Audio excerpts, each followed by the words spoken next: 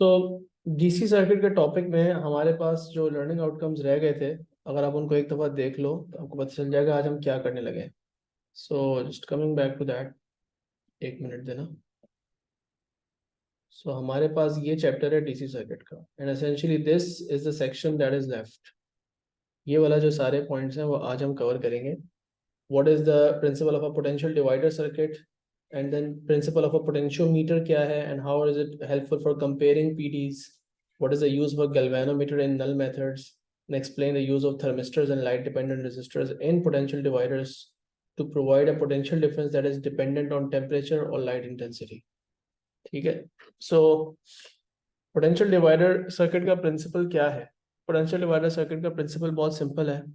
It's just two resistors connected in series, and when you have two resistors connected in series, what do? जब वो दो resistors series में connected होते हैं तो वो क्या करते हैं? वो शेयर करते हैं बैटरी का ईएमएफ। सो एज इन, यहाँ पे मेरे पास जो दो रेजिस्टर हैं इस सर्किट में R1 और R2, उनके अक्रॉस पीडी होगा V1 and V2 respectively, and in V1 and V2 respectively should add up to E। Which law is this? E is equal to V1 plus V2। ये Kirchhoff second law है। Sum of EMFs in a loop should be equal to sum of PDs in that loop. ऐसा ही है। अब हमें पता है कि दोनों रेजिस्टर्स के अंदर से जो करंट पास करेगा वो I है, I।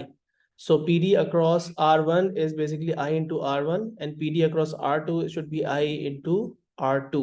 तो ये जो इक्वेशन थी सेकंड लॉ की, उसको मैं फर्दर एलेबोरेट करके लिख सकता हूँ in terms of I and R, and I can write EMF is equals to I into R1 plus E into I into R2। सो ये सेकंड लॉ की इक्वेशन मैंने बनाना सीख ली, और ये बहुत स्ट्रेट फॉरवर्ड सर्किट है जिसके अंदर आप सेकंड लॉ की इक्वेशन इजीली बना सकते हो, राइट? तो हमें यहाँ तक बात समझ में आ गई। अब आगे बात करते हैं कि ये जो पोटेंशियल डिफरेंस की शेयरिंग हो रही है, इसको हम as a potential divider circuit कैसे यूज कर सकते हैं। So below I have basically drawn another circuit where what I'll do is I'll take two terminals across this resistor R1। तो मैंने यहाँ से दो कनेक्शंस निकाल लिए। अब ये जो दो टर्मिनल्स हैं इनके अक्रॉस में कुछ भी कनेक्ट कर सकता हूँ। मैंने वोल्टमीटर तो कनेक्ट किया हुआ है, but I can connect any basically electronic device, any load that I want to connect over here between these terminals। ठीक है। अब वो जो भी चीज मैं यहाँ पे लगाऊंगा, कनेक्ट करूंगा, obviously that would be in parallel with R1। and what does that tell me? अगर R1 के साथ पैरेलल में कोई चीज लगी हुई है तो आई नो कि R1 के अक्रॉस जो वोल्टेज होगा V1, और वही वोल्टेज उस चीज के अक्रॉस भी होगा जो मैं यहाँ पे लगाऊंगा, राइट? तो हमारा पोटेंशियल डिवाइडर सर्किट बनाने के पीछे मेन रीजन ही यही है कि बेटा हमने, अगर मेरे पास एक ऐसी बैटरी है जिसका ईएमएफ जो है वो मेरी रिक्वायरमेंट से ज़्यादा है, and I do not want the full EMF of that power supply, I only want a fraction of it, उसका थोड़ा सा पार्ट चाहिए मुझे, तो मैं पोटेंशियल डिवाइडर सर्किट यूज करता हूँ और उसके अंदर से एक रेजिस्टर के अक्रॉस पैरेलल में कनेक्शंस ले लेता हूँ। ठीक है। नाउ पोटेंशियल डिवाइडर, ये जो सीरीज सर्किट होता है, सीरीज सर्किट के अंदर जो हमारे पास पोटेंशियल डिवाइडर का जो प्रिंसिपल है वो ये है कि जो V1 और V2 इन दोनों का जो पोटेंशियल डिफरेंस है, it is in the same ratio as their resistance R1 and R2, right? ये इक्वेशन कैसे आती है? हमें पता है कि V1 अपॉन V2 अगर मैं लिख रहा हूँ तो उसको मैं I into R1 upon I into R2 करके लिख सकता हूँ, और उसमें I और I क्योंकि दोनों का सेम है तो वो कैंसिल हो जाएगा। ऐसे ही है, V1 था I R1 और V2 था I R2। अगर मैं V1 और V2 को डिवाइड करता हूं तो I और I कैंसिल हो जाता है, which gives me the equation V1 upon V2 is equals to R1 upon R2। अब ये इक्वेशन ये कह रही है कि जितना ज्यादा रेजिस्टेंस होगा R1 का कंपेयर टू R2, उतना ही ज्यादा वोल्टेज भी है जो है वो इसको मिलेगा V1 compare to V2। So the ratio of V1 and V2 should be the same as the ratio of R1 and R2। Is that clear? But you have to keep one thing in mind कि V1 और V2 को जब आप add करेंगे तो उसका total जो है वो EMF के बराबर आना चाहिए, मतलब इस पूरी ब्रांच के अक्रॉस जो पीडी है उसके बराबर ही आना चाहिए, उससे ज्यादा नहीं आ सकता, उससे कम नहीं आ सकता। ठीक है, ये बात क्लियर है सबको? ये बेसिकली हम सीरीज सर्किट का ही कॉन्सेप्ट एक तरह से रिवाइज कर रहे हैं, कि जो सेकंड लॉ ही एक तरह से हम रिवाइज कर रहे हैं। ठीक है, बट अब इसी से एक और पोटेंशियल डिवाइडर इक्वेशन, इसी इक्वेशन को रीअरेंज करके इसी के अंदर हमने जो है वो सब्स्टिट्यूशन करके एक और इक्वेशन जो है वो हमने प्रोड्यूस किया है, which is also called the potential divider equation. और potential divider equation मैंने end पे लिखी हुई है. So वो जो ऊपर इक्वेशन है रेक्टेंगल में और जो ये वाली इक्वेशन में लिखने लगा हूँ रेक्टेंगल में, these two are the key. और इन इक्वेशंस के थ्रू आप अपने आधे से ज्यादा प्रॉब्लम्स, आधे से ज्यादा तो नहीं, पोटेंशियल डिवाइडर के जितने प्रॉब्लम्स हैं उनको आप सॉल्व कर सकते हो. अब ये इक्वेशन क्या कह रही है? ये इक्वेशन ये कह रही है कि अगर मुझे ये जो वोल्टेज है सर्किट में V1 फाइंड आउट करना है ना इन टर्मिनल्स के अक्रॉस, एक तरह से मेरा आउटपुट वोल्टेज है ये, ठीक है. अगर मुझे इन टर्मिनल्स के अक्रॉस वोल्टेज फाइंड आउट करना है V1, तो उसके लिए मुझे करना ये है कि R1 यहाँ पे लेना है इस रेजिस्टर की वैल्यू, और डिनोमिनेटर में R1 और R2 का सम लेना है.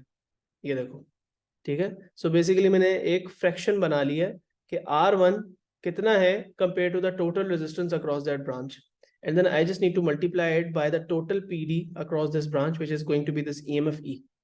ठीक है, क्या बात समझ में आ रही है? So this is basically the principle behind the potential divider equation. अब इसको हम जाहिर सी बात है वैल्यूज के साथ फिगर आउट भी कर सकते हैं. तो वैल्यूज के साथ फिगर आउट कर लेते हैं. लेट सपोज मैं आपको यहाँ पे सर्टेन वैल्यूज देता हूँ. Let me give you some values. So let say battery का ईएमएफ है 12 वोल्ट्स, और ये जो रेजिस्टर है R1 ये 100 ओम्स का है. ये रेजिस्टर R1 100 ओम्स का है, और ये वाला जो रेजिस्टर है R2 ये 200 ओम्स का है. Can we now find out the value of V1? We absolutely can. हम यहाँ पे लिख सकते हैं कि मेरा जो V1 है, जो मेरा आउटपुट वोल्टेज आएगा, वो 12 से फ्रैक्शन जो मल्टीप्लाई होगी it would be 100 upon 100 plus 200. क्या जवाब आना चाहिए मेरे पास? जल्दी से कैलकुलेटर से चेक करके बताओ. 100 अपॉन 300, सो 1/3. 1/3 इंटू 12 क्या होता है? 4 वोल्ट्स. सो एसेंशियली हो ये रहा है कि R1 को जो वोल्टेज मिल रहा है वो 4 वोल्ट्स मिल रहा है, और R2 को जो वोल्टेज मिल रहा है वो 8 वोल्ट मिल रहा है. और क्योंकि R1 के अक्रॉस 4 वोल्ट्स है, तो ये जो मेरे वोल्ट मीटर पे रीडिंग है वो भी 4 वोल्ट आएगी, और जो V1 जो टर्मिनल के अक्रॉस जो मुझे PD मिलेगा, जो जहां पे मैं कुछ भी कनेक्ट कर सकता हूँ उसको 4 वोल्ट्स का ही PD मिलेगा. Is this thing clear to everyone? क्या पोटेंशियल डिवाइडर का बेसिक आइडिया समझ में आ गया आपको कि हम कर क्या रहे हैं? टोटल PD का सर्टेन फ्रैक्शन जो है वो हम निकाल रहे हैं अपने लिए सिर्फ. ठीक है, alright. Now what if I want to make a potential divider जिसके अंदर मैं वैल्यू को ग्रेजुअली चेंज कर सकूं? So what I have over here is a circuit जिसके अंदर मैंने R1 को एक वेरिएबल रेजिस्टर बना दिया. So rather than having a fixed resistor, I now have a variable resistor. और R1 की जो रेंज है वो, लेट्स सपोज रेजिस्टेंस की रेंज में आपको दे देता हूँ. इसकी रेंज 10 ओम से लेके 10,000 ओम्स तक जाती है. ये मेरी R1 की रेंज है. और R2 को मैं कह देता हूँ कि ये है सिर्फ और सिर्फ 100 ओम्स का, और जो मेरा EMF है वो 12 वोल्ट्स है. Now the V out, the output voltage that I can get across these terminals can be gradually varied from a minimum value to a maximum value. अगर मुझे V out की मैक्सिमम वैल्यू चाहिए, अगर मुझे V out की maximum value चाहिए, तो R1 को सबसे बड़े रेजिस्टेंस पे सेट करना चाहिए, सबसे छोटे रेजिस्टेंस पे? अभी जो तुम लोगों ने पोटेंशियल डिवाइडर इक्वेशन पढ़ी है, on the basis of that can you tell me this? कई बात मुझे बता सकते हो? एक मिनट इसको सोचो, मैं आ रहा हूँ वापस.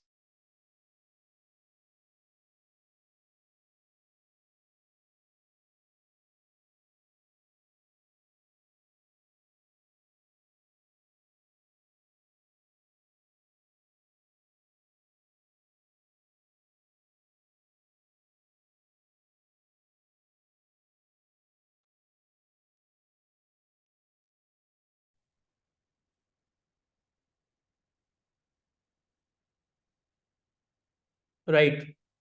क्या सवाल किया था कि R1 को उसकी सबसे छोटी वैल्यू पे सेट करना चाहिए सबसे बड़ी वैल्यू पे? सोच के बताओ ना. मुझे V आउट की मैक्सिमम पॉसिबल वैल्यू चाहिए. सो R1 को बड़ी से बड़ी वैल्यू पे रखना चाहिए. गुड. R1 की वैल्यू जितनी बड़ी होगी, तो वो बड़ी से बड़ी वैल्यू क्या है? 10,000. और नीचे यहाँ पे मैं लिख दूंगा 10,000 प्लस 100, और मल्टीप्लाई किस चीज से करना है? 12 से मल्टीप्लाई करना है. सो जब मैं इसको कैलकुलेट करता हूँ तो मेरे पास आंसर क्या आता है? Let's quickly check. Almost close to 12 volts ही आंसर आ जाएगा, आप देख लेना.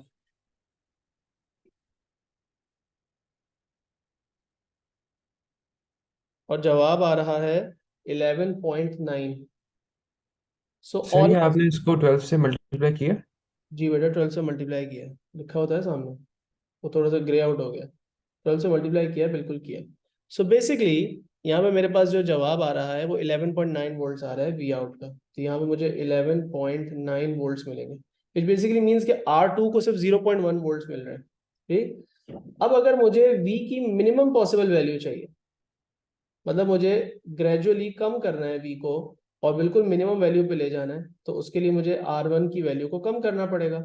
R1 की वेरिएबल रेजिस्टर जो है उसकी वैल्यू को अगर मैं ऐसा ऐसा कम करता रहूं वेरिएबल रेजिस्टर की वैल्यू को, तो what will happen, gradually V out कम होता जाएगा। और उसको ऑल द वे अगर मैं 10 ओम्स पे ले जाऊं, तो देखते हैं हमें क्या मिलता है यहाँ पर। सो 10 डिवाइडेड बाय 10 प्लस 100 इंटू 12, और हमें मिलता है जवाब 1.1, 1.1 वोल्ट मिलता है। 1.1 वोल्ट मिल रहा है 1.1 वोल्ट मिल रहा है। इसका मतलब क्या हुआ कि R2 को मेजॉरिटी वोल्टेज मिल रहा है, which is I don't know 10.9 I guess. तो हमें यहाँ पे V आउट और V आउट की मिनिमम और मैक्सिमम वैल्यू पता चल गई। Are we clear about this? क्या ये समझ में आई सारी बात? Okay, now what if we have a similar potential divider circuit, but this time R1 is a different component. What is R1 now? R1 का सिंबल रिकॉग्नाइज करो, क्या चीज है ये? LDR। R1 is an LDR। और LDR के बारे में हम क्या पढ़ते हैं, उसकी प्रॉपर्टी जो रेजिस्टेंस है वो किस चीज पर डिपेंड करता है और कैसे डिपेंड करता है? टेम्परेचर डिक्रीज करे तो उसकी रेजिस्टेंस इंक्रीज करता है। LDR की फुल फॉर्म क्या है ली? Light, light dependent resistor. तो लाइट चीजें पर ये डिपेंडेंट लाइट है। डिपेंड करता है ना, ये लाइट लाइट है। इंटेंसिटी पर डिपेंड करता है। लाइट इंटेंसिटी इंक्रीज करेगी तो इसका रेजिस्टेंस डिक्रीज करेगा। ठीक है, सो यहाँ पे एक सिंपल सी हम लॉजिक बना लेते हैं, एक सिंपल सी लॉजिक बनाते हैं सर्किट के अंदर कि अच्छा लेट सपोज मैं यहाँ पे एक बल्ब लगा लेता हूँ, यहाँ पे मैं एक बल्ब लगा लेता हूँ वी आउट की जगह। थिंक अबाउट दिस, एक मिनट रुको।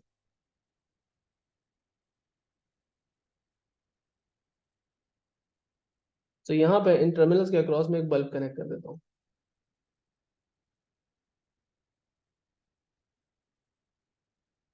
ठीक है, अब देखते हैं इस बल्ब की ब्राइटनेस कैसे वेरी करती है जैसे जैसे लाइट इंटेंसिटी LDR के ऊपर बढ़ती जाती है। So let suppose light intensity increase करती है, लाइट इंटेंसिटी इंक्रीजेस, मतलब जिस रूम में ये सर्किट रखा हुआ है इस रूम में बाहर से ज्यादा लाइट आ रही है, ठीक है, या उस रूम में रोशनी ज्यादा है, LDR का रेजिस्टेंस, LDR का जो रेजिस्टेंस है वो इंक्रीज होगा या डिक्रीज? LDR का रेजिस्टेंस क्या करेगा? Come on, decrease. LDR का रेजिस्टेंस डिक्रीज करेगा।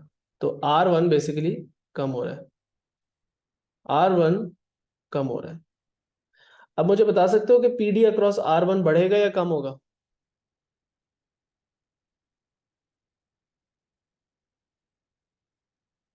जो मेरा V आउट कम है होगा। वो डिक्रीज करेगा। तो इसका मतलब मेरा जो बल्ब है उसकी ब्राइटनेस,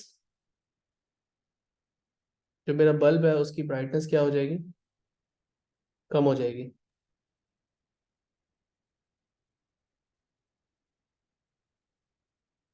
बल्ब की ब्राइटनेस डिक्रीज हो जाएगी। सो जैसे जैसे रूम में बाहर से ज्यादा रोशनी आती है मेरा बल्ब जो है वो ऑटोमेटिकली डिम हो जाता है, बल्ब डिम हो जाता है। अगर इसी तरह यहाँ पे मैं इंक्रीज की बजाय बोल दूं डिक्रीज, लाइट इंटेंसिटी डिक्रीजेस, तो LDR का रेजिस्टेंस हो जाएगा इंक्रीज, V आउट हो जाएगा इंक्रीज, और बल्ब की ब्राइटनेस इंक्रीज हो जाएगी। So basically if the room becomes dark, what will happen, जब रूम डार्क हो जाएगा तो क्या होगा, मेरा बल्ब जो है वो ऑटोमेटिकली गेन कर लेगा ब्राइटनेस, क्योंकि उसको ज्यादा वोल्टेज मिलेगा। क्या ये बात समझ में आई? So this is basically using a potential divider in order to produce a light dependent circuit। ठीक है, आओ अब इसको देखते हैं। इस वाले सर्किट में जो R1 है वो कौन सा कौन सा कंपोनेंट है? What is it called? जी बच्चे, ये R1 क्या चीज है?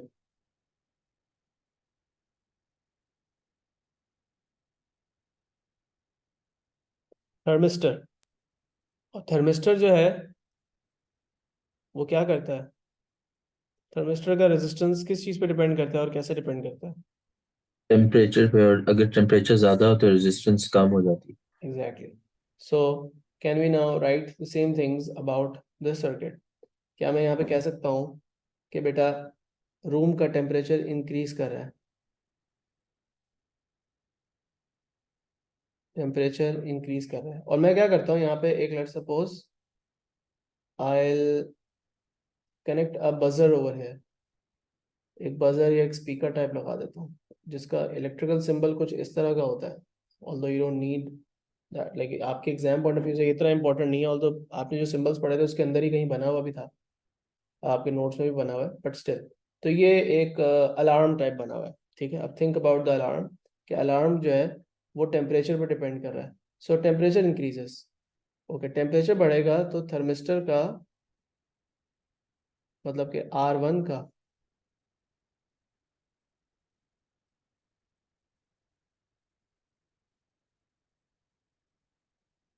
रेजिस्टेंस क्या करेगा? डिक्रीज हो जाएगा। अगर R1 का रेजिस्टेंस डिक्रीज हो जाएगा तो R1 के अक्रॉस PD क्या हो जाएगा? PD अक्रॉस R1, या अब ये कह लो कि V आउट डिक्रीज कर जाएगा। तो मेरा जो अलार्म है वो ज्यादा जोर से नहीं बजेगा, alarm will be quite. But what if, so this doesn't seem very useful does it, कि एक हाई टेम्परेचर, तो फॉर एग्जांपल आप अलार्म लगाते हो और फायर अलार्म है, तो उसको तो हाई टेम्परेचर पे ज्यादा साउंड करना चाहिए ना। अब ये जरा इसको क्रिटिकली सोचना और जवाब देना। I want the opposite of this to happen, so how will I modify this circuit? अभी ये हो रहा है कि टेम्परेचर के इंक्रीज करने से मेरा अलार्म जो है वो नहीं बज रहा, बल्कि ज़्यादा ज़ोर से नहीं बज रहा। सो व्हाट आई वांट इज कि मेरा अलार्म ज़्यादा ज़ोर से बजे अगर टेम्परेचर इंक्रीज करे। तो can I modify this circuit slightly? एक छोटे से चेंज से यही चीज़ जो मैं चाह रहा हूँ वो कैसे हो जाएगी? करंट कम कर दें। नहीं, सर्किट का डिज़ाइन में चेंज करना पड़ेगा, सर्किट के अंदर कुछ चीज़ें आगे पीछे करनी पड़ेगी। करना क्या है, मैं चाहता हूँ टेम्परेचर बढ़ने पे अलार्म भी ज़्यादा ज़ोर से साउंड करे, वी आउट बढ़े टेम्परेचर इंक्रीज होने से। अभी क्या हो रहा है, टेम्परेचर बढ़ने से वी आउट कम हो रहा है। आई वांट कि टेम्परेचर बढ़ने से वी आउट भी इंक्रीज हो। सो क्या करें? सर R1 को रिप्लेस कर दें R2 की जगह। Exactly exactly. तो भाई आप क्या करो, R2 जो है, या तो जो अभिया ने बात की है, अभिया ने एक बात ये की है कि आप अपना जो ये पूरा अरेंजमेंट है, ये वाला जो सारा अरेंजमेंट है, या तो इसको उठा के यहाँ ले जाओ। एक ऑप्शन तो ये है आपके पास। दूसरा ऑप्शन आपके पास ये है कि आप सिंपली, जो हमजा ने ऑप्शन दिया, और वो ऑप्शन ये है कि आप R1 और R2 को आपस में उनकी पोजीशंस जो है वो फ्लिप कर दो। R1 और R2 की पोजीशन फ्लिप कर दो, मतलब इसको आप जो है वो एक नॉर्मल रजिस्टर बना दो। सो इसको आप एक नॉर्मल रजिस्टर बना दो और इसको आप थर्मिस्टर बना दो। अब जरा हम दोबारा से इसका एनालिसिस करते हैं। टेम्परेचर इंक्रीजेस, अब मुझे थर्मिस्टर का रेजिस्टेंस, ये वाला पॉइंट भी, सेकंड पॉइंट क्या चेंज होगा? सोचो, टेम्परेचर इंक्रीज कर रहा है तो क्या थर्मिस्टर का रेजिस्टेंस डिक्रीज होगा? लेकिन बस यहाँ पे मुझे सिर्फ इसको R2 लिख देना चाहिए, rather than writing this R1 I right R2 over here. अब थर्मिस्टर मेरा R2 है, R2 का रेजिस्टेंस डिक्रीज कर रहा है। V आउट को क्या होगा, आप मुझे बताओ। R2 का PD कम हो रहा है। अब इसके अंदर एक एडिशनल पॉइंट लिख लेते हैं, PD अक्रॉस R2, क्योंकि R2 की रेजिस्टेंस कम हो गया तो उसका PD का शेयर भी क्या हो जाएगा? डिक्रीजेस। which basically means कि जो मेरा V out है, या जो मेरा PD across the fixed resistor है, R1 के अक्रॉस जो PD है वो इट विल इंक्रीज। तो मेरा जो अलार्म है obviously it will get louder. This now makes more sense. Do you understand? क्या बात समझ में आई बच्चों मेरी? सो अभी तक हमने पोटेंशियल डिवाइडर का यूज भी समझ लिया, right? You have now understood how can you use the potential divider to essentially make a light dependent circuit or a temperature dependent circuit, or maybe something just with a variable resistor जिसको आप gradually, जिससे आप जो है वो voltage को change कर सको। पोटेंशियल डिवाइडर की इक्वेशन आपने देख ली, उससे कैलकुलेशंस कैसे करनी है। Now we are going to और लुक सर एक बार सर वो लास्ट पेज दिखाना। जी सर ये वाला। जी सर थैंक यू। देख लिया? जी सर। चलो अब हम जाएंगे पोटेंशियोमीटर्स की तरफ। पोटेंशियोमीटर जो है उसके अंदर आपके पास पोटेंशियल डिवाइडर वाले ही प्रिंसिपल्स यूज होते हैं, but this is basically known as a continuous potential divider. ठीक है, ठीक है। तो आप ग्रेजुअली जो है वो अपने वी आउट को वेरी कर सकते हो, and what you have is a movable contact. So what you have now, a potentiometer is this big wire, this big resistance wire called A B. ये जो ए से बी तक एक पूरी बड़ी सी वायर जा रही है, एक लंबा सा रेजिस्टर लगा हुआ है, this is basically your potentiometer. Okay, अब पोटेंशियोमीटर के कुछ पार्ट से, पोटेंशियोमीटर के एक फ्रैक्शन ऑफ द पार्ट से मैंने क्या किया हुआ, कनेक्शंस निकाले हुए हैं और उसके अक्रॉस वोल्टमीटर कनेक्ट किया हुआ है। पॉइंट ए जो है, पॉइंट ए उसका positive terminal of the battery से कनेक्टेड है, और पॉइंट ए से ही मैंने नीचे की तरफ ये वाला कनेक्शन ले लिया। ठीक है, और पॉइंट एक्स जो है वो एक मूवेबल कॉन्टैक्ट है। So movable contact obviously can be placed anywhere. So ये जो कॉन्टैक्ट है, this is a slider contact, you can just basically slide it across. इसको ए की तरफ लेके जा सकते हो, बी की तरफ लेके जा सकते हो, वट एवर यू वॉन्ट। ठीक है, सो इस वक्त ये यहाँ प्लेस्ड है, और दूसरा कनेक्शन जो मैंने वोल्टमीटर का आया, जो अपने आउटपुट वोल्टेज का, वो यहाँ से ले लिया है। ठीक है, तो मेरा जो वी आउट है वो असेंशियली डिपेंड करेगा कि मेरा जो पोटेंशियोमीटर है पूरा A B, can I think of it as two parts? Can I think of my potentiometer as made up of two parts called R1 and R2? A से लेके एक्स तक एक पार्ट हो गया, और एक्स से लेके बी तक दूसरा पार्ट हो गया। Can I think of it like this? तो ये एक पोटेंशियल डिवाइडर वाला ही सिचुएशन बन गई या नहीं बन गई? ऐसा ही है। अब पोटेंशियल डिवाइडर इक्वेशन आपने क्या पढ़ी थी? R1 अपॉन R2, नहीं, R1 is equal to R1 plus R2। So R1, ये इक्वेशन आपने पढ़ी थी बेटा, R1 upon R1 plus R2, and then multiply this by the total voltage that is available on that branch, जो कि battery का EMFs होगा। But what you need to understand is कि पोटेंशियोमीटर क्योंकि एक लंबी सी वायर है, और इसके जो रेजिस्टेंस हैं डिफरेंट पार्ट्स के, it essentially just depends on their length. ठीक है, तो इस पार्ट ए से लेके एक्स तक की लेंथ क्या है, और एक्स से लेके बी तक की लेंथ क्या है, उसी पे डिपेंड करेगा ना कि R1 ज्यादा है या R2 ज्यादा है। So for example, if X is at the midpoint of A and B, consider this as a 100 centimeter wire. Think of this as a 100 centimeter wire. अगर ये 100 सेंटीमीटर की वायर है और ये भी 50 सेंटीमीटर है और ये भी 50 सेंटीमीटर है और ये वोल्टेज है 12 वोल्ट्स, कैन यू प्रेडिक्ट कि वी आउट की वैल्यू क्या होगी? Without any calculation, just take a look at this and give me a value of V out. Very good, सही पहुंचे हो, 6 वोल्ट्स हो जाएगी। अच्छा, अब अगर मूवेबल कॉन्टैक्ट को ऐसा ऐसा बी की तरफ मूव करना शुरू कर दूं, तो मेरे वी आउट की रीडिंग को क्या होगा?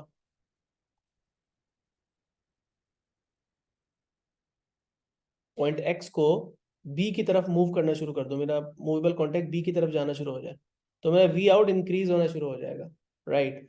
और all the way to the B चला जाएगा अगर मेरा वो मूवेबल कॉन्टैक्ट, मेरा मूवेबल कॉन्टैक्ट बिल्कुल बी तक चला जाए पूरा, तो मेरा वोल्टेज क्या होगा वी आउट? बता सकते हो? अगर मूवेबल कॉन्टैक्ट बिल्कुल बी पे चला जाए तो what will be the value of V out की वैल्यू क्या होगी उस टाइम? 12। और अगर मैं इसको पॉइंट मूवेबल कॉन्टैक्ट को ए की तरफ मूव करना शुरू करूं तो मेरा वी आउट डिक्रीज होगा, और अगर वी आउट को ऑल द वे टू ए लेके चला जाऊं, यहाँ पे ले आऊं, तो what will be the reading? 0 हो जाएगी। Good, so now we understand the principle behind a potentiometer as well. We just need to put it into an easy equation ताकि आप कैलकुलेशंस कर सको। अब मैंने तो आपको इजी नंबर्स दिए थे, मैंने कहा मिड पॉइंट पे है या ए पे है या बी पे है। So what we need to do is we need to come up with a proper equation जिससे हम जो है वो कैलकुलेशंस कर सकें किसी भी लेंथ के ऊपर। सो मैं आपको कहूँ कि 70 सेंटीमीटर की लेंथ पे रखा हुआ है एक्स को, X is at 70 centimetre from A, so then what will be V out, ठीक है। तो वो वोल्टेज आपको निकालना आना चाहिए। वी आउट की वैल्यू कैसे कैलकुलेट करेंगे? आप सिंपली ये सोचो बेटा कि रेजिस्टेंस जो है वो लेंथ से प्रोपोर्शनल है, रेजिस्टेंस लेंथ से प्रोपोर्शनल है। सो ये जो R1 है और R1 प्लस R2, ये जो पूरी फ्रैक्शन है, इसको मैं रेजिस्टेंस की फ्रैक्शन बनाने के बजाय इसकी जगह लेंथ की फ्रैक्शन बना सकता हूँ। मैं यहाँ पे लेंथ की फ्रैक्शन बना सकता हूँ। तो मैं लेंथ की फ्रैक्शन बनाने के लिए क्या करूँगा, थोड़ी सी इक्वेशन मॉडिफाई करूँगा। यहाँ पे तो ई ही रहेगा, ई से ही मल्टीप्लाई होगा, लेकिन सिर्फ फर्क इतना होगा कि यहाँ पे जो लेंथ आएगी न्यूमरेटर में, वो कहाँ से कहाँ तक की लेंथ आएगी? R1 के लिए जो लेंथ है वो A से लेके X तक की लेंथ है। तो कहना इसे है कि A से लेके X तक की लेंथ यहाँ डाल दी जाए, और R2 की जो लेंथ है वो X से लेके B तक है, लेकिन नीचे मुझे डालनी होती है टोटल लेंथ। तो मैं यहाँ पे नीचे ये भी लिख सकता हूँ कि A से लेके X तक की लेंथ प्लस A से लेके X से लेके B तक की लेंथ, बट आई नो कि ये पूरी जो है वो लेंथ AB की लेंथ है। तो क्या मैं इसको सिंपली ये नहीं लिख सकता length from A to B, right? Now this is a very simple straightforward equation which you can use every single time, और उससे क्या होगा कि आप इजीली कैलकुलेशंस कर सकते हो वोल्टेज की कैलकुलेशंस कर सकते हो। और वोल्टेज की कैलकुलेशन में आपको बजाय इसके कि रेजिस्टेंस की वैल्यूज डालनी पड़े, आप सिर्फ और सिर्फ लेंथ्स की वैल्यू डाल सकते हो। ठीक है, समझ में आ रही बात? फाद ने क्या पूछा? Sir want we decrease if R1 increases. नहीं बेटा, आप उल्टा बोल रहे हो। R1 जितना इंक्रीज करेगा वी आउट भी उतना इंक्रीज करेगा। ठीक है मेरे बच्चे? फाद, अच्छा, तो भाई इसकी बेसिस पे आप इस इक्वेशन से सिंपल कैलकुलेशंस कर सकते हो। सो आई कैन टेल यू, अगर ए पे रखेंगे, राइट, अगर ए पे रखेंगे तो वी आउट जो है वो ऑलमोस्ट जीरो होगा। If movable contact is close to A, then V out is zero. If movable contact is very close to B, then V out is almost equal to EMF E. तो 12 volt का था तो 12 volt आ जाएगा। और अगर बीच में होगा, mid point पे होगा, तो V out जो है वो आधा होगा उसका, whatever percentage you want of the voltage, you can do that. ठीक है, अब हम देखेंगे कि ये पोटेंशियोमीटर और पोटेंशियल डिवाइडर के आपको बेसिक आइडिया समझ में आ गए। अब आप पोटेंशियोमीटर को यूज कर सकते हैं फॉर सम यूजफुल एक्सपेरिमेंट्स तो नहीं कहेंगे, फ्रॉम सम यूजफुल प्रोसीजर्स, जिसमें आप यूजुअली एक होता है जिसमें आप सेल का ईएमएफ मेजर करते हो। पहले हम ये पढ़ेंगे कि सेल का ईएमएफ कैसे मेजर होता है, फिर उसके बाद यहाँ पे पढ़ोगे कि दो सेल्स का ईएमएफ कंपेयर कैसे किया जा सकता है। ठीक है, और इसका एडवांटेज क्या है, लाइक सेल का ईएमएफ तो वोल्टमीटर से भी मेजर कर सकते हैं, पोटेंशियोमीटर से मेजर करने का क्या फायदा है। और इसी तरह पोटेंशियल डिफरेंसेस को कंपेयर करने के लिए आप जो है वो क्यों यूज करोगे पोटेंशियोमीटर। ठीक है, तो पोटेंशियोमीटर के ये जो यूजेस हैं, इन सबको हम नल मेथड्स कहते हैं बेसिकली।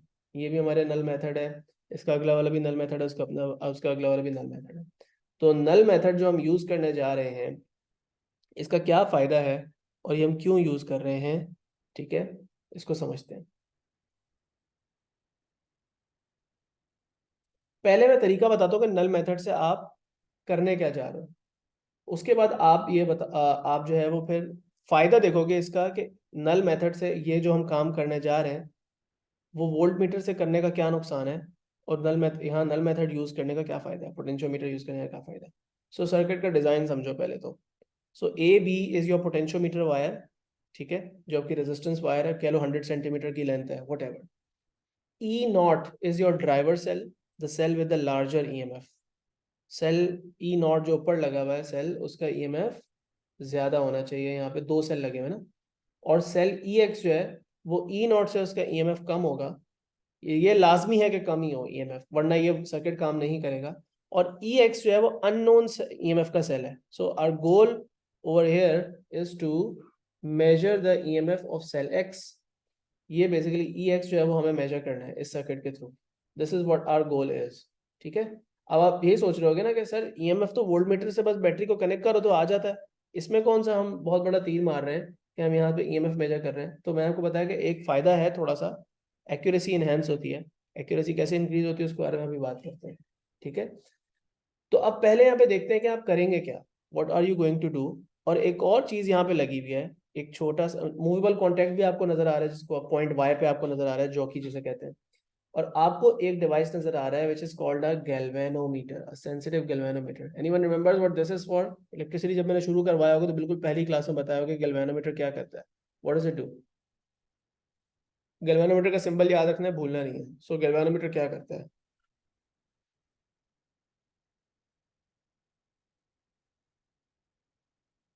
No one remembers? किसी को तो याद होगा यार, गैल्वेनोमीटर क्या करता है? सर मुझे पता है करता क्या, लेकिन वर्ड मेरे दिमाग में नहीं आ रहा। अच्छा, एमीटर क्या करता है? एमीटर करंट क्या मेजर करता करंट है? की करता है। रीडिंग शो करता है। करंट मेजर करता है ना।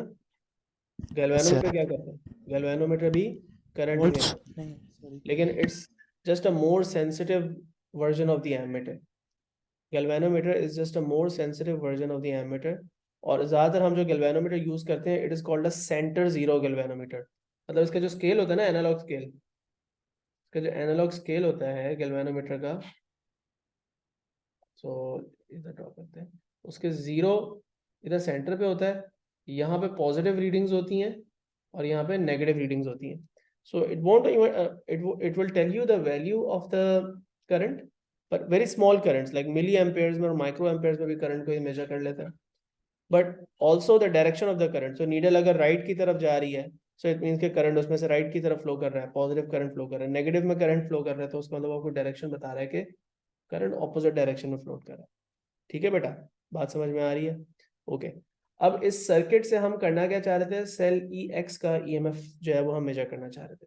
कुछ सर्किट में बातें हैं जिनका आपने खास ख्याल रखना है। पहला पॉइंट मैंने क्या बताया कि ड्राइवर सेल का ईएमएफ ई एक्स से ज्यादा होना जरूरी है, वरना ये सर्किट काम नहीं करेगा। ठीक है।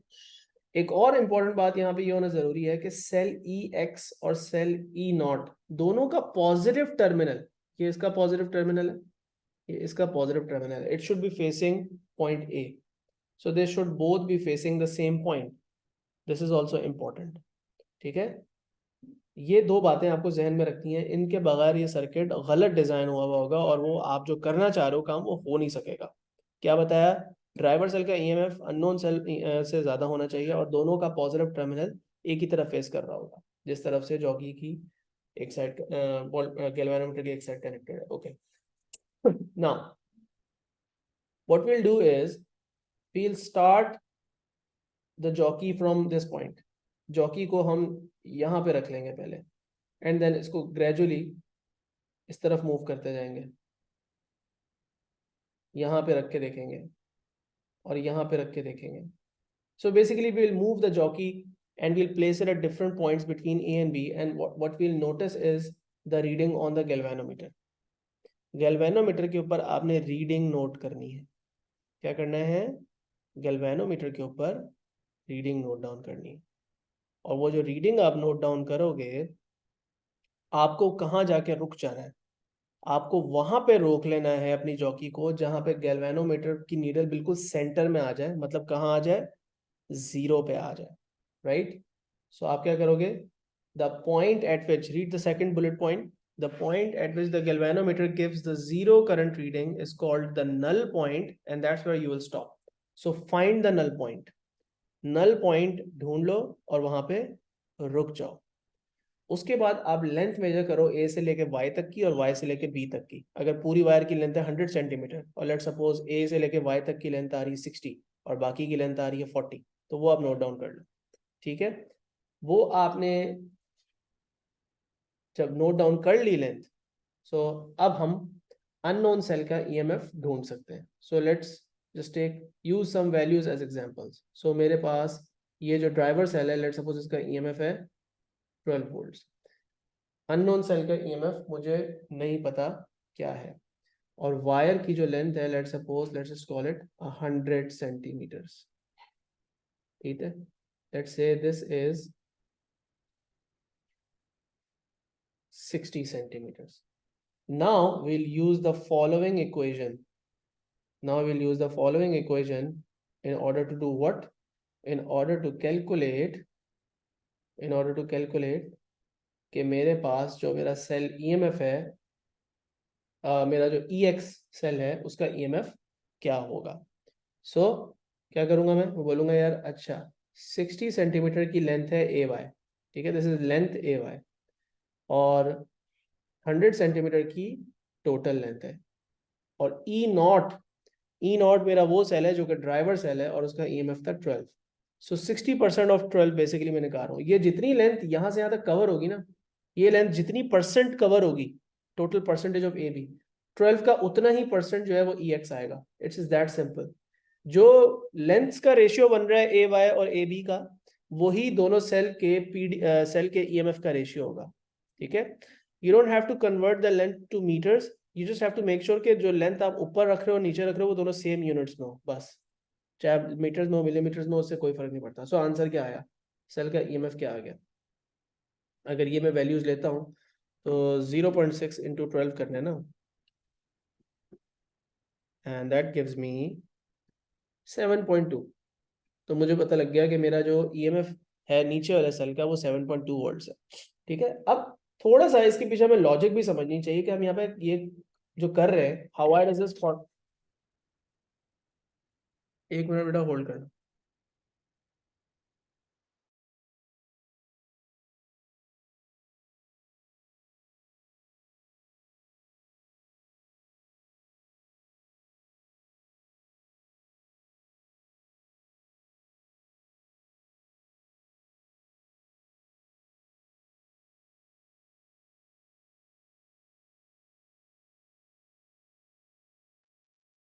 ओके, सो अब जरा सर्किट की थोड़ी सी लॉजिक समझते हैं, और अब हम सिंपल किरचॉफ लॉ भी अप्लाई कर सकते हैं जस्ट टू अंडरस्टैंड कि यहाँ पे क्या हो रहा है, ठीक है। सो किरचॉफ लॉ को अप्लाई करके देख लेते हैं फॉर एग्जांपल, और इसको देखते हैं कि यार यहाँ पे हमारे पास लॉजिक क्या बन रही है, why does this whole thing work in the first place, और ये नल मेथड से हमारे पास ये ईएमएफ कैसे आ गया। तो देखो सिंपल सी बात है, किरचॉफ लॉ में आप क्या करते हो, लूप्स बनाते हो, एक ऐसे लूप बना लो, ठीक है। इस लूप की जो इक्वेशन है वो मैंने यहाँ लिखी हुई है। So look at the equation, sum of EMF is equal to sum of PD, Kirchhoff second law लगा रहा हूँ इस लूप पे मैं। तो मैं लिख रहा हूँ ई नॉट, ठीक है, E naught is my EMF, and then I am writing this PD. ये पीडी कौन सा है, देखो मैं यहाँ पे करंट्स की वैल्यूज भी मार्क कर लेता हूँ। ये जो करंट है, let's just call it I, ठीक है, बट यहाँ पे जो करंट जाएगा वो उसकी वैल्यू आई वाली एग्जैक्टली नहीं होगी, बिकॉज ये वैल्यू होगी I1, ठीक है। लेकिन यहाँ पे जो वैल्यू जाएगी उसे हम कह देंगे I2।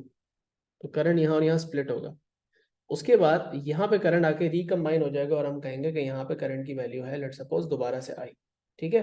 अब करंट की ये जो वैल्यू है ये टोटली अज्यूम्ड है, ये मैं I2 ऊपर की तरफ भी बना सकता हूँ, क्योंकि डिपेंड करता है कि मेरा जो पॉइंट Y है वो कहाँ पे है। ये I2 कभी ऊपर फ्लो करेगा कभी नीचे फ्लो करेगा, तो मेरा गैल्वेनोमीटर कभी नेगेटिव रीडिंग देगा कभी पॉजिटिव रीडिंग देगा।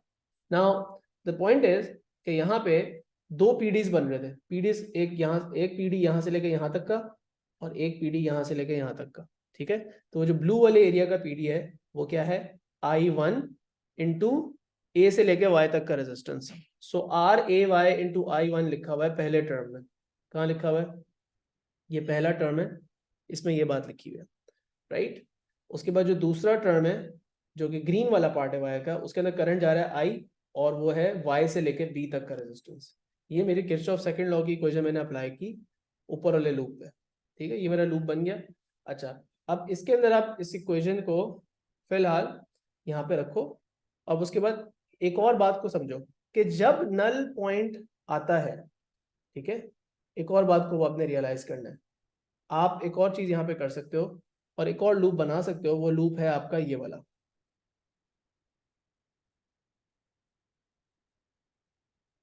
इस तरह का आप लूप बना सकते हो। अच्छा, बाय द वे इस लूप को आप क्लॉकवाइज भी बना सकते हो, एंटी क्लॉकवाइज भी बना सकते हो। हम यहाँ पे बेसिकली चलो एंटी क्लॉक इस तरह का लूप बना देते हैं, इस तरह एक लूप बना देते हैं। अब नीचे मैंने एक और लूप बना दिया सर्किट के अंदर, और इस लूप के अंदर मैं दोबारा से किरचॉफ लॉ अप्लाई करता हूँ।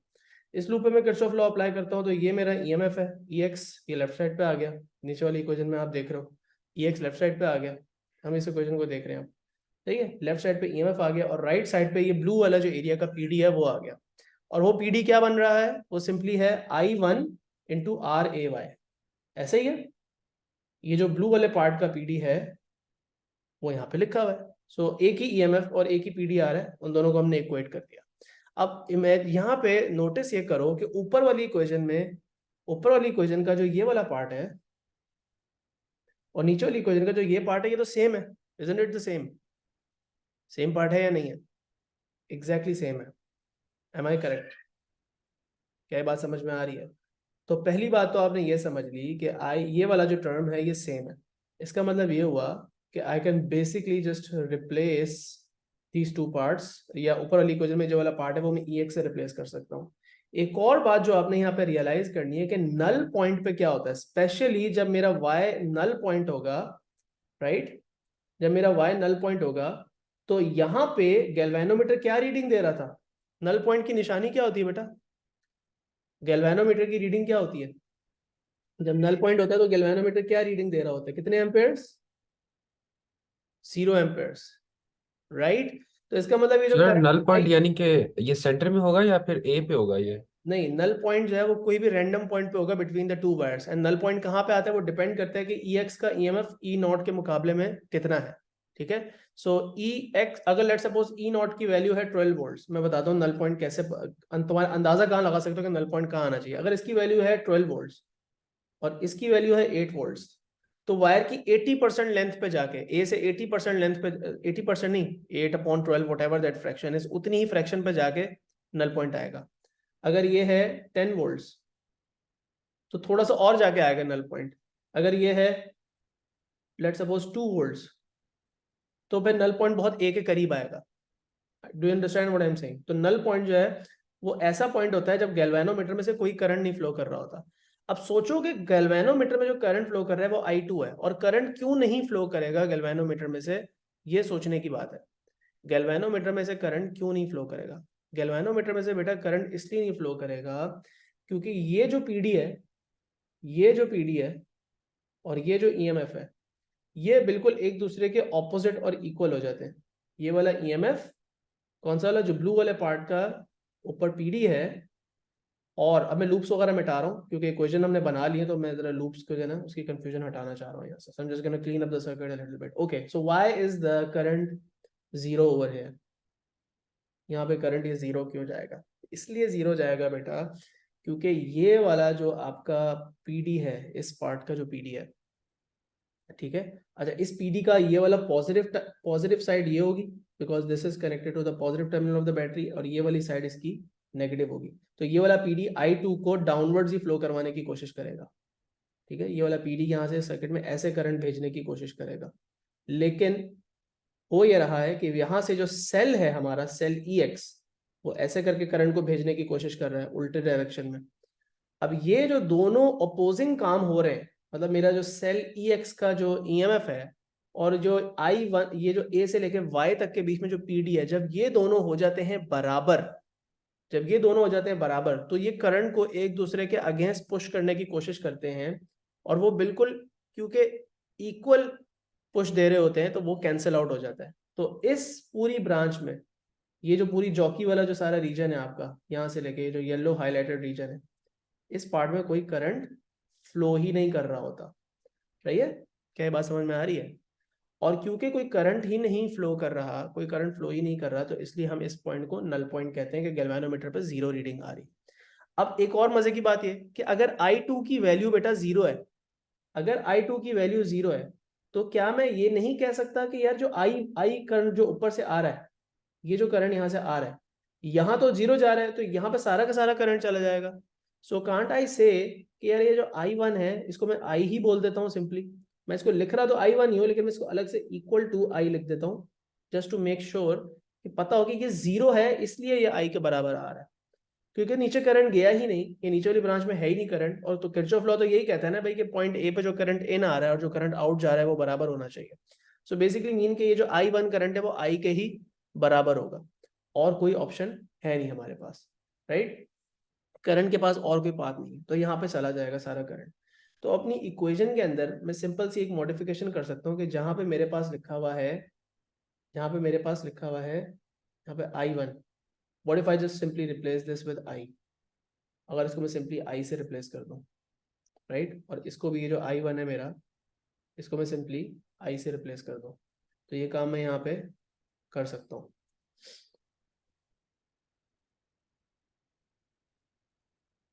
अब ऊपर वाली इक्वेशन में जो है वो आप आई को कॉमन ले सकते हो, ऊपर वाली इक्वेशन में आई को कॉमन ले सकते हो, नीचे वाली इक्वेशन में आपके पास आपको पता है ई एक्स जो है वो I into R A Y के बराबर है. And then what you can do is you can combine the two equations, solve them basically simultaneously in equation को कंबाइन करोगे और सब्जेक्ट बनाओगे ex को, और ex को जब सब्जेक्ट बनाओगे तो आपकी ये वाली इक्वेशन डिराइव हो जाएगी, ये वाली इक्वेशन डिराइव हो जाएगी. इतनी सी बात है. तो हमने बेसिक कॉन्सेप्ट यही यूज किया है और कुछ भी नहीं कर रहे हैं. क्या करना है, इन दोनों इक्वेशन को साइमल्टेनियसली कंबाइन करना है. मतलब इसमें आप इतना वाला जो पार्ट है ये कर सकते हो, आप आसान काम ये कर सकते हो कि आई गेस ये वाला जो पार्ट है इसको सिंपली ex से रिप्लेस कर दो. सब्स्टिट्यूशन मेथड ही यूज करना है और ex को आपने सब्जेक्ट बनाना है. ex को आप सब्जेक्ट बनाओगे तो आपका काम हो जाएगा and you will essentially and up with length of ay, और फिर रेजिस्टेंस को लेंथ की प्रोपोर्शन से चेंज कर दोगे. जैसे मैंने पिछली दफा पोटेंशियोमीटर की इक्वेशन में भी किया था कि आप रेजिस्टेंस को सिंपली लेंथ से रिप्लेस कर दोगे because ratios of length is the same as the ratios of resistance. So you basically end up with this kind of equation. But आपको जो याद रखनी इक्वेशन सॉल्व करने के लिए वो ये वाली रखनी है.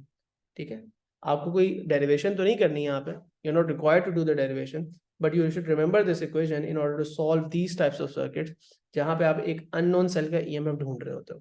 ठीक है, तो इस बात को याद रखना. सर्किट का मेन गोल क्या था, सेल EX का ईएमएफ ढूंढना. सर्किट की मेन रिक्वायरमेंट ये थी कि सेल EX और E नॉट दोनों का पॉजिटिव टर्मिनल पॉइंट ए को फेस कर रहा हो या फिर दोनों पॉइंट बी को फेस कर रहा हो. ये नहीं हो सकता कि एक उधर मूव कर रहा हो एक उधर मूव हो. ये जरूरी है कि सेल EX का ईएमएफ ई नॉट से कम हो, ड्राइवर सेल का ईएमएफ ज्यादा होना चाहिए वरना सर्किट काम नहीं करेगा. ठीक है, आपको पता है कि जॉकी आप जितना ए के करीब रखोगे उतनी नेगेटिव रीडिंग आएगी, जितना बी के करीब रखोगे उतनी पॉजिटिव रीडिंग आएगी. Somewhere between the point A and B you will find the null point where galvanometer will give the zero reading. जब नल पॉइंट आप ढूंढ लोगे तो आपने ये वाली लेंथ लेनी है और ये वाली लेंथ लेनी है, और ये दूसरी वाली लेंथ तो नहीं लेनी है, आपको टोटल लेंथ ही चाहिए होती है. तो आप जो है वो ए से लेकर वाई तक की लेंथ नोटिस करते हो और उसके बाद ड्राइवर सेल का ईएमएफ आपको पता होता है, EX आप इस इक्वेशन से निकाल लेते हो. अब इस वाले मेथड का क्या फायदा है, why is this method better than just simply connecting a voltmeter across the cell. EX का ईएमएफ मैं ऐसे भी तो ढूंढ सकता हूँ, ये मेरा सेल EX है और बस इसके साथ मैंने वोल्ट मीटर लगा दिया. मुझे क्या जरूरत है इतनी मेहनत करने की कि मैं इतना कॉम्प्लिकेटेड सर्किट बना रहा हूँ. क्या इससे मुझे वोल्ट मीटर सेल EX का ईएमएफ नहीं दे देगा? दे देगा, बिल्कुल दे देगा. बट एक चीज आप छोटी सी भूल रहे हैं, और वो छोटी सी चीज क्या है कि सेल EX जो है ना, हर सेल का दुनिया में थोड़ा सा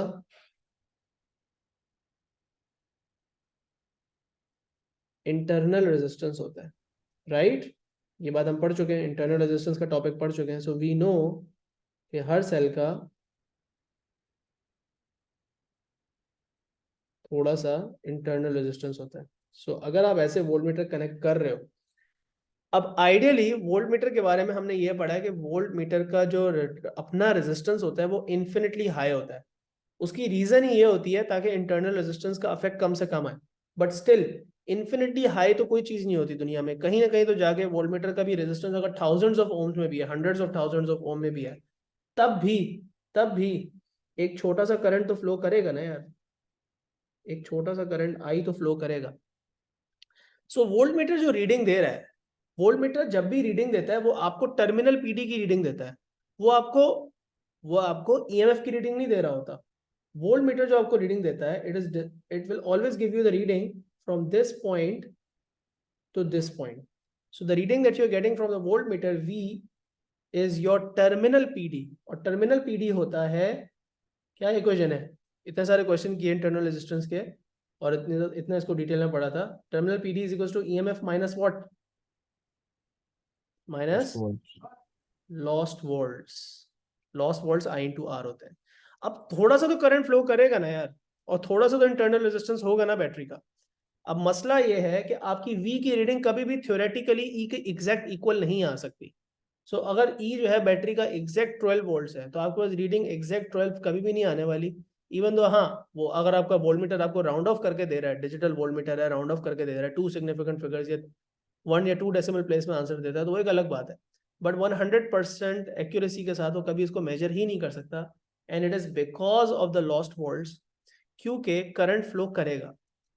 लेकिन अब मजे की बात यह कि तुम्हारा जो सर्किट था ऊपर वाला, उसमें भी तो सेल ई का ईएमएफ है, सेल ई का वो है, इंटरनल रेजिस्टेंस एग्जिस्ट करता है, ये बना लेते हैं सेल, इसका इंटरनल रेजिस्टेंस बना लेते हैं, it exist over here as well, but यहाँ पे कोई लॉस्ट फॉल्ट्स नहीं होंगे, there are no lost volts in this circuit.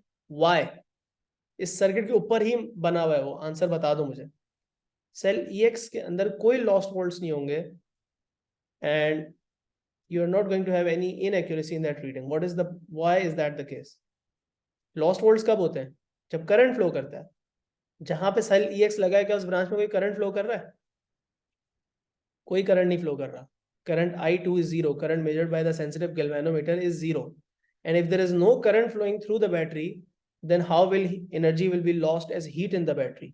तो एनर्जी में कोई एनर्जी कोई लूज ही नहीं होगी, बैटरी में कोई लॉस्ट वोल्ट्स नहीं होंगे, and therefore this method is definitely superior. ठीक है, so it will take more time, it will require you to do the calculation, but आपका आंसर जो है वो पक्का पक्का होगा। ठीक है, तो ये जो बात मैंने यहाँ पे नीचे वाले पॉइंट में एक्सप्लेन की हुई है, ऊपर मैंने चलो बना के भी दिखा दी। अब you can read the last point.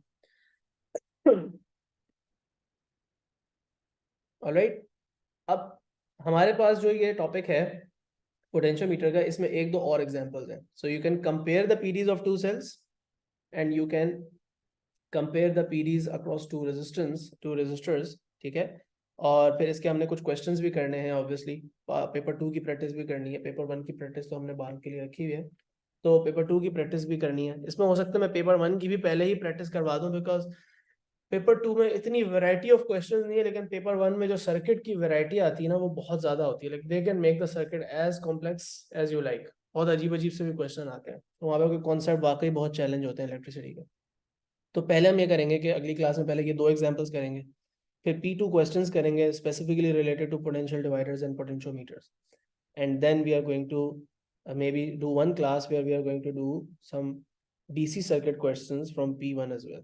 ठीक है, तो अगली क्लास में इंशाल्लाह मिलते हैं। ठीक है, फ्राइडे को फिर ये वाला काम करेंगे। Alright, officer